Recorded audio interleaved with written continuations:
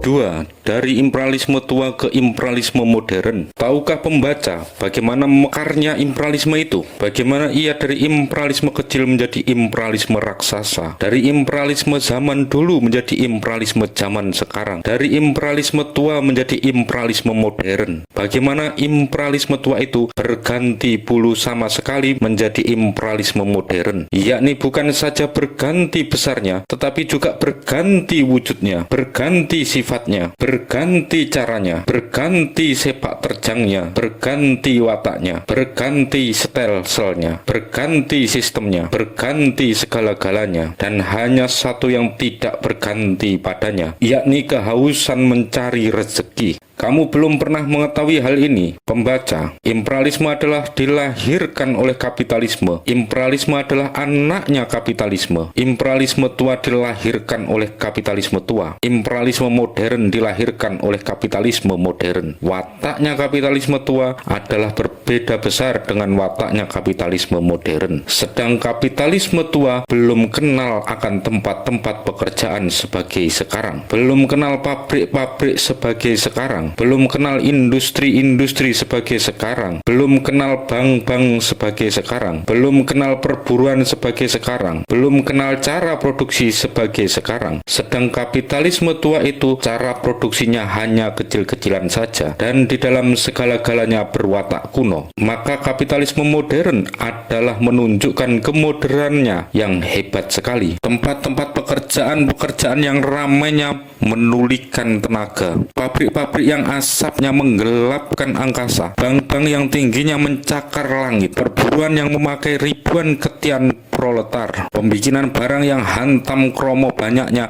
sampai bergudang-gudang. Maka imperialisme tua yang dilahirkan oleh kapitalisme tua itu imperialismenya Oost-Indisch Company dan imperialismenya kultur stelsel. Imperialisme tua itu niscaya satu watak dengan ibunya, yakni watak tua, watak kolot, watak kuno. Tidaklah kenal imperialisme tua itu akan cara-cara modern. Tidaklah kenal ia akan cara-cara sopan. Ia menghantam ke kanan ke kiri, menanam dan menjaga stelsel, memonopoli dengan kekerasan dan kekejaman. Ia mengadakan sistem tanam paksa di mana-mana. Ia membinasakan ribuan jiwa manusia, menghancurkan kerajaan-kerajaan dengan kekerasan senjata, membasmi miliunan tanaman cengkeh dan pala yang membahayakan keuntungannya. Ia melahirkan aturan kontingenten serupa pajak dibayar dengan barang-barang hasil bumi oleh kepala-kepala dan leverenten. Kepala-kepala dipastikan setor barang-barang hasil bumi yang dibeli oleh company. Tetapi banyaknya dan harganya barang itu, company lah yang menentukan, yang sangat sekali berat dipikulnya oleh rakyat. Ia dengan terang-terangan melahirkan aturan-aturan yang memadamkan perdagangan Indonesia. Ia dengan terang-terangan menjalankan politiknya memecah-mecah. Ia menjalankan tindakan-tindakan kekerasan yang menurut Profesor Senuk Hurgonsje, sukar sekali kita menahan kita punya rasa jemu dan rasa jijik. Ia di zaman akhir-akhirnya melahirkan suatu stelsel kerja paksa baru yang lebih kejam lagi, lebih menguntungkan lagi, lebih memutuskan nafas lagi, yakni kultur stelsel yang sebagai cambuk jatuh di atas pundak dan belakangnya rakyat. Ya,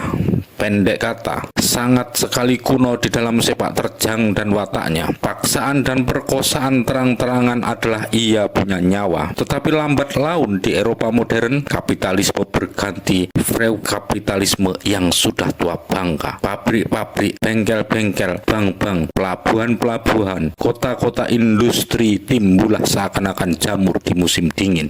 Dan tatkala modern kapitalisme ini sudah dewasa, maka modal kelebihannya alias surplus kapitalnya lalu ingin dimasukkan di Indonesia. Modern kapitalisme lalu menjelma di muka bumi, ingin menggantikan imperialisme tua yang juga sudah tua bangka. Tak berhenti-henti Begitulah saya tempo hari menulis dalam saya punya pledoi. Tak berhenti-henti modern imperialisme itu memukul-mukul di atas pintu gerbang Indonesia yang kurang lekas dibukakannya. Tak berhenti-henti kampiun-kampiunnya modern kapitalisme yang tak sabar lagi itu menghantam-hantam di atas pintu gerbang itu. Tak berhenti-henti penjaga-penjaga pintu gerbang itu saban-saban sama gemetar mendengar dengungnya pekik Narvik Arbeit ke arah kerja merdeka. Daripada kaum-kaum modern kapitalisme yang tak mau memakai lagi sistem kuno yang serba paksa itu, melainkan ingin mengadakan sistem baru yang memakai kaum buruh merdeka, penyewaan tanah merdeka, persaingan merdeka, dan lain sebagainya. Dan akhirnya pada kira-kira tahun 1870 dibukakanlah pintu gerbang itu sebagai angin yang makin membanjir, sebagai gemuruhnya tentara menang yang masuk ke dalam kota yang kalah. Maka sesudah agraris wet dan Zwicker wet de Waal di dalam tahun 1870 diterima baik oleh Staten General di negeri Belanda, masuklah modal partikulir di Indonesia, mengadakan pabrik-pabrik gula di mana-mana, kebun-kebun teh di mana-mana, ondermining tembakau di mana-mana, dan lain sebagainya. Tambahan lagi, modal partikulir yang membuka macam-macam perusahaan tambang, macam-macam perusahaan kereta api, trim, kapal, atau pabrik-pabrik yang lain. Imperialisme tua makin lama makin layu, makin lama makin mati. Imperialisme modern mengganti tempat-tempatnya. Cara pengambilan rezeki dengan jalan monopoli dan paksa makin lama makin diganti cara pengambilan rezeki dengan jalan persaingan merdeka dan buruh merdeka. Cara pengambilan rezeki yang menggali untung bagi negeri Belanda makin lama makin mengerut, terdesak oleh pengambilan rezeki secara baru yang mengayakkan modal partikulir. Cara pengambilan berubah, sistemnya berubah, wataknya berubah, tetapi banyakkah perubahan bagi rakyat Indonesia? Banjir harta yang keluar dari Indonesia bukan semakin surut, tetapi malahan makin besar. Drainase Indonesia malahan makin makan. Tak pernahkah untung bersih itu mengalirnya begitu deras sebagai justru di bawah pimpinan eksploitasi baru itu. Aliran itu hanyalah melalui jalan-jalan yang lebih tenang. Begitulah seorang politikus pernah menulis. Memang bagi rakyat Indonesia perubahan sejak tahun 1870 itu hanyalah perubahan caranya pengambilan rezeki. Bagi rakyat Indonesia, imperialisme tua dan imperialisme modern dua-duanya tinggal imperialisme belaka. Dua-duanya tinggal pengangkutan rezeki Indonesia keluar pagar. Dua-duanya tinggal drainase, dan drainase ini pun di dalam zaman modern imperialisme makin membanjir. Raksasa imperialisme modern itu tidak tinggal raksasa saja. Raksasa imperialisme modern itu di kemudian hari menjadilah raksasa yang bertambah kepala dan bertambah tangannya. Sejak adanya open door politik atau politik pintu terbuka di dalam tahun 1905, maka modal yang boleh masuk ke Indonesia dan mencari rezeki di Indonesia bukanlah lagi modal Belanda saja, tetapi juga modal Inggris, juga modal Amerika, juga modal Jepang, juga modal Jerman, juga modal Perancis, juga modal Italia, juga modal lain-lain. Sehingga imperialisme di Indonesia kini adalah imperialisme yang internasional karenanya. Raksasa biasa yang dulu berjengkelitan di atas padang kerejekian Indonesia kini sudah menjadi raksasa rahwana dasa muka yang bermulut 10. Dan bukan saja bermulut 10, juga jalannya mencari rezeki kini bukan satu jalan saja, tetapi jalan yang bercabang-cabang 3-4. Bukan lagi Indonesia hanya menjadi tempat pengambilan barang-barang biasa sebagai di zaman imperialisme tua.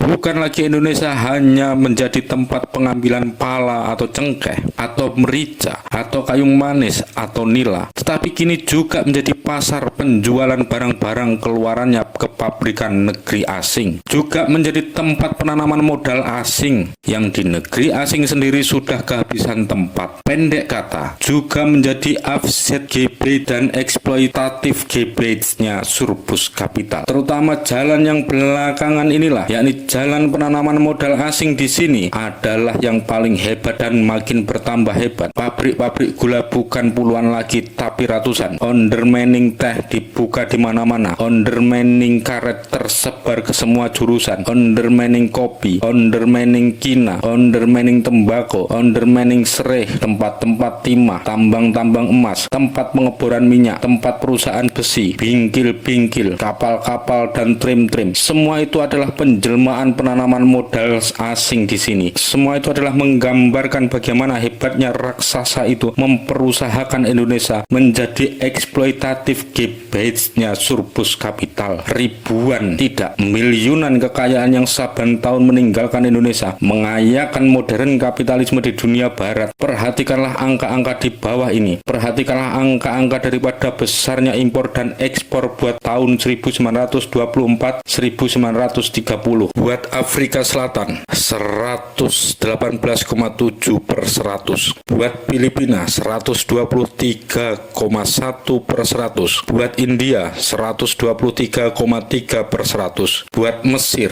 129,9%. Buat Ceylon atau Sri Lanka 132,8%. Ada apa dengan angka-angka ini? Dengan angka-angka ini ternyatalah apa yang saya katakan di atas, bahwa Indonesia adalah terutama sekali tempat penanaman modal asing yang niscaya barang hasilnya lalu dibawa keluar. Bahwa Indonesia das dihinggapi imperialisme yang terutama sekali mengekspor. Imperialisme yang di dalam masa yang normal rata-rata 2 kali jumlah harganya rezeki yang ia angkuti keluar daripada yang ia masukkan ke dalam. Bahwa Indonesia das sama sekali menderita. Amboy, rata-rata 2 kali gandanya ekspor daripada impor. Begitulah saya tempo hari menulis dalam Suluh Indonesia Muda. Rata-rata 2 kali gandanya ekspor daripada impor. Bahwasanya memang suatu bandingan yang celaka sekali, suatu bandingan yang memang memegang rekor daripada semua drainase yang ada di seluruh muka bumi. Indonesia yang celaka, Indonesia bandingannya ekspor dan impor di negeri-negeri jajahan yang lain-lain. Ada mendingan, sedang bandingkan ini di dalam tahun 1924. Buat Afrika adalah 118,7%. Buat Filipina 123,1%.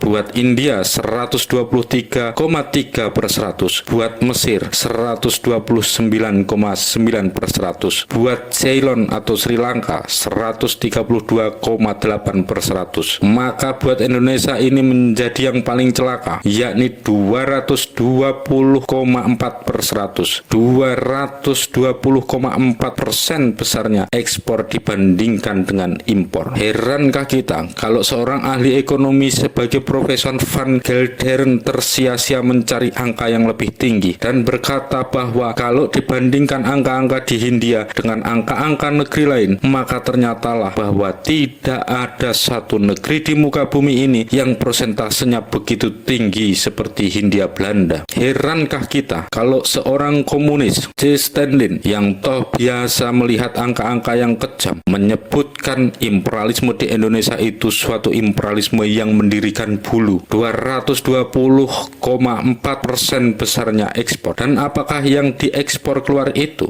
Yang diekspor keluar ialah terutama sekali hasil undermining dan minyak. Yang diekspor ialah gula, karet, tembakau, teh, minyak tanah, bensin, dan lain sebagainya. Yang menurut angka-angka di atas tadi, total jenderalnya atau keseluruhannya di zaman normal paling apes 1,5 miliar rupiah, 1.500 juta rupiah setahun-tahunnya. Sebagaimana buat percontohan saya sajikan di bawah ini angka-angka buat tahun 1937. Hasil minyak tanah total 149.916.000, Aracides 4.335.000, karet 417.055.000, damar 9.911.000, kopra 73.083.000, gambir 1.194.000, getah perca 1.895.000, jelatung 2.073.000, topi 2.405.000, kayu 9.106.000, kulit 16.067.000, babakan kina 5.454.000, Pilkina 1.821.000, kopi 74.376.000, jagung 4.033.000, kain-kain 5.425.000, minyak dari tanaman total 14.766.000, pinang 7.307.000, rotan 8.521.000, beras 2.373.000, rempah-rempah total 33.409.000, spiritus 3.125.000, arang batu 5.019.000, gula total 365.310.000, tembakau total 113.925.000, tepung ketela 21.423.000, teh 90.220.000, timah total 93.864.000, bungkil 4.132.000, kapuk, serat nanas dan lain-lain 38.250.000, lain-lain hal 42.484.000, total jenderal 1.622.278.000. Inilah daftar daripada makan jalan di dalam pesta untuk merayakan Beschaving and Order and Ras yang jadi cangkingannya imperialisme modern di Indonesia. Perhatikanlah nama-nama dan angka-angkanya yang dicetak dengan huruf tebal. Kecuali minyak tanah dan timah, maka nama-nama itu adalah semuanya nama-nama hasil undermining Landsbou, dan semuanya pun angka-angka yang paling gemuk. Karet sekian miliun, kopra sekian miliun, kopi sekian miliun, minyak tanaman sekian miliun, gula sekian miliun, tembakau, teh, kapuk, serat nanas sekian miliun. Dari 8 macam hasil undermining Landsbou ini saja 1.186.986.000 atau kurang lebih 75% dari semua jumlah ekspor yang 1.622.278.000 itu. Konklusi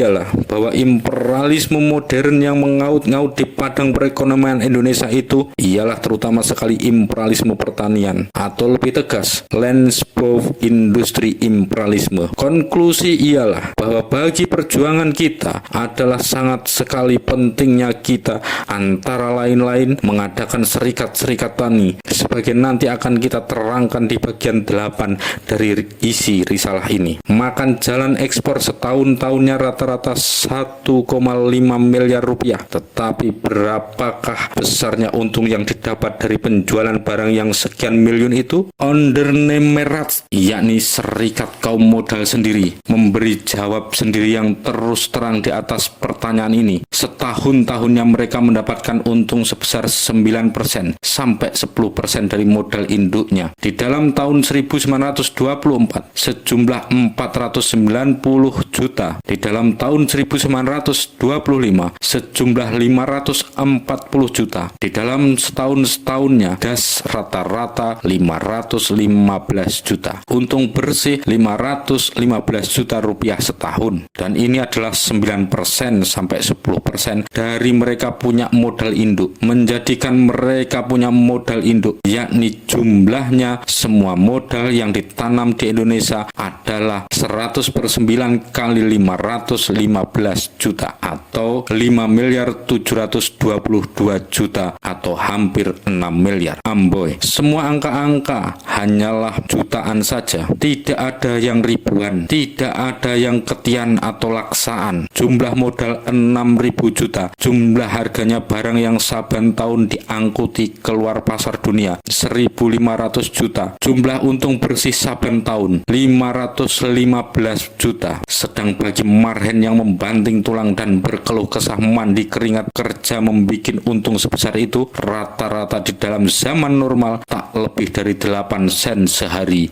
seorang.